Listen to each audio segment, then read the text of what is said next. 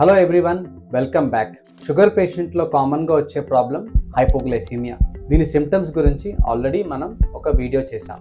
ఈ వీడియోలో షుగర్ లో అయ్యేటప్పుడు మనం తక్షణమే చేయవలసిన ఇంపార్టెంట్ థింగ్స్ గురించి నేను చెప్తాను. మనకి కామన్గా పేషెంట్స్ అడిగేది ఏంటంటే, సార్ నాకు షుగర్ లో అయినప్పుడు నేను బిస్కెట్స్ తింటాను, నేను బ్రెడ్ తింటాను, నేను వెంటనే రైస్ తినేస్తాను సార్ అంటారు. అయితే ఇవన్నీ కూడాను కార్బోహైడ్రేట్సే, కానీ వీటి నుంచి వెంటనే గ్లూకోజ్ ఉత్పత్తి అవ్వదు. మన బాడీలో గ్లూకోజ్ తగ్గినప్పుడు మన బాడీలో గ్లూకోజ్ని వెంటనే పెంచే ఆహార పదార్థాలు మాత్రమే మనం తీసుకోవాలి. ఇవి ఏమిటంటే గ్లూకోజ్ పౌడర్ కావచ్చు, దీన్ని మనం నీటిలో కలుపుకొని వెంటనే తాగొచ్చు, ఆరెల్స్ గ్లూకోజ్ టాబ్లెట్స్ అవ్వచ్చు, గ్లూకోజ్ జెల్స్ అవ్వచ్చు, గ్లూకోజ్ జెల్లీస్ అవ్వచ్చు, ఆర్ ఒక ఫ్రూట్ జ్యూస్ అయినా అవ్వచ్చు.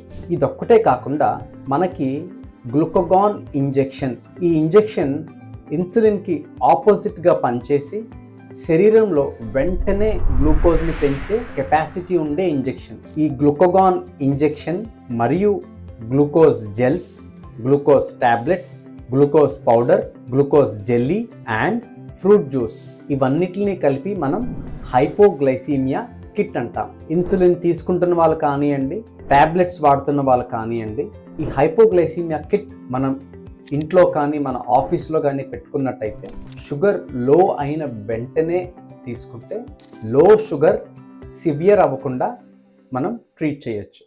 Thank you.